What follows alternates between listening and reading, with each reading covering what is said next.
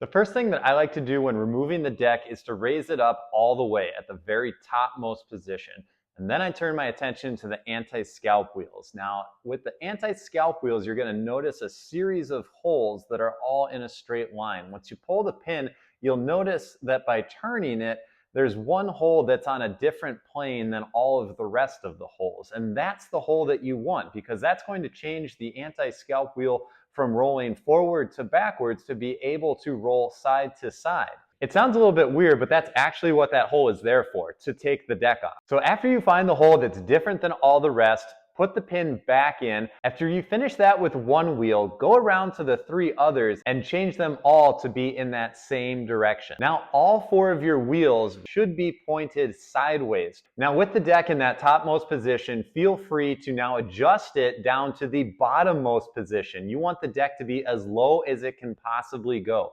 Make that adjustment while the deck is up, and then the next step is to lower that deck all the way down. Now my mower is an X540, which means it has a power deck that's hydraulically controlled up and down. I know, what's it like to be rich? So to move it, I actually have to have my engine running. If your mower is a hydraulic deck, start the engine to make the adjustments. If it's not, it's actually easier to take the deck off because you can just adjust it by hand without starting the motor or anything like that. So after the deck is adjusted to its lowest setting, run it all the way down. Now, most of the weight of the deck should be now resting on the scalp wheels themselves, which is exactly what you want. Now, releasing the tension rod is the next step that I like to do, and to do that, it's very easy. It has a little holder that you can see how it slides into. You just need to press it, lift it up, and then slide it back. That's going to take the tension off of the belt, and the belt is actually what connects the deck to the mower itself.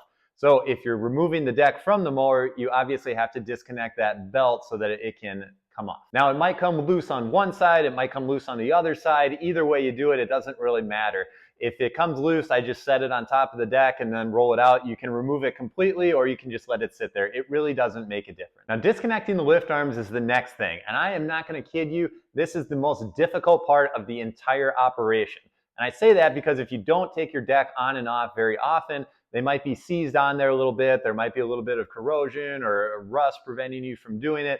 It's a really kind of poor design in my opinion, and it's just kind of difficult to do. What you want to do is pull that pin towards you, and it's going to be really stiff, and that's what makes it difficult to do. If it doesn't come towards you all the way, what I like to do is apply pressure to it and then kind of jostle the deck back and forth, up and down, trying to get that pin to release and be able to pull all the way towards you.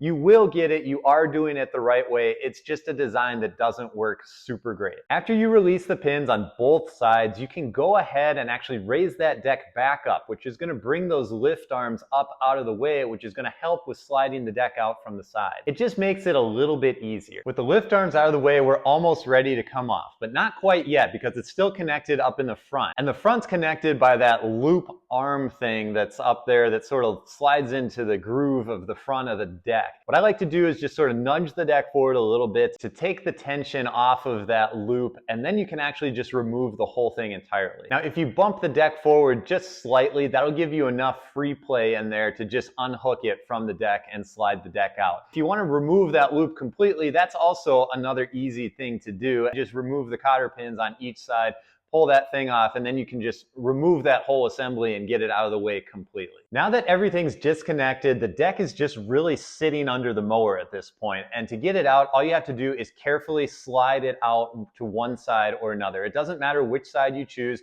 I always go on the driver's side, it seems, but you can do it both ways. It doesn't really matter. And this is where the scalp wheels facing sideways is actually going to start to make a lot of sense because it's going to allow you to slide that thing out and it's going to be really easy to do. As you're sliding it out, make sure that the lift arms aren't interfering in the back. They shouldn't be. They should be lifted up out of the way, but sometimes they can cause just a little bit of interference. And just like that, the deck is off of the mower completely. Now to put the deck on, all you do is all of those steps in the reverse order. Hey, if you like this video, I've got a bunch of videos all about John Deere maintenance and tips and tricks and things like that. I put all the videos in a playlist and I link that playlist in the description of the video. So if you want more of this type of content, check out the video description. The link's gonna be right there for you. Thanks for watching and I'll see you on the next one.